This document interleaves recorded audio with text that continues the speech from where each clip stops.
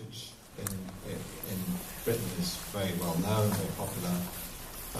In the US, he's not well known, but he's sort of an underground thing, really. There's certain creative people in the US really like Partridge, but it's very much kind of underground, so it's got more of a kind of an edgy, culty thing, I guess. The character's been around for like 22 years, 21 years, and but we haven't saturated the audience with the character. You know, we only did 18 episodes on television.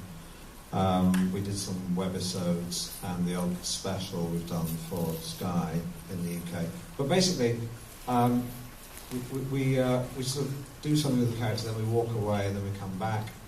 And it felt to us that, you know, when you've been away from the character for so long, you start to miss him. I mean, he's, for me, I've got because he's sort of my bête noire, really, Alan. And he's like a sort of an annoying relative that you sort of, you quite like to see at holidays, but you don't want to live with him. I sort of, when you write for the character, it becomes very intense. And because it's like being in a room with Alan Partridge for like several months, which is actually really quite annoying.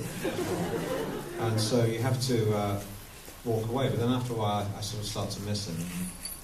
We talked about doing a film for a long time, but of course the character is so successful that the pressure is intense, and a lot of people in the UK were expecting it to not be very good. And all the reviews and the reaction in the UK has been fantastic.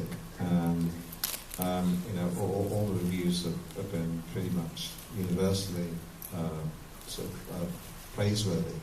But certainly the only thing that in our favour was the expectation was quite low. The problem with making a film is, you know, of a TV character is that by his nature he's myopic.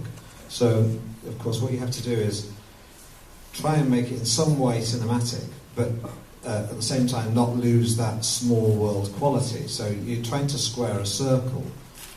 If you make it too outlandish, then of course it becomes, you know, you'll lose the essence of the character.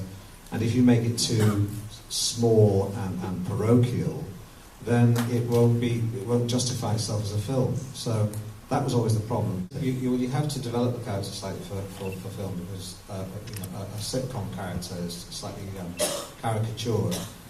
Because we were doing him on the big screen, we had to make him more nuanced and slightly smaller. Although he is, of course, a comic character and larger than life, he's actually slightly more subtle than he was on television, and that's deliberate.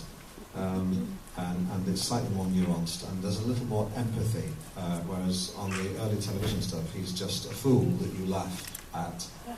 But when we translated into the big screen, we had to make sure that he had this sort of, he was a more rounded character. But I mean, the reason I made this film is because I was doing enough other work that I thought was good, that I didn't feel like I was a one-trick pony. I just wrote a film called Philomena, which I'm very excited about, which I'm sort of going to be promoting in America. That I wrote from me and Judi Dench, and I did a film Michael Winterbottom.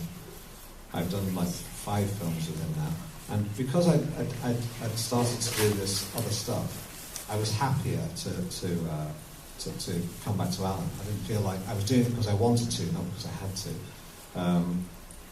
No, I actually think that it's quite a British character, and we didn't try to Americanize it in any way, because I didn't want to do that. And my attitude was always, you know, well, if people like it in the US, then that's great. But I think really it will have a cult following. Americans like funny films with guys who are ultimately successful, and the British like characters who are basically failures.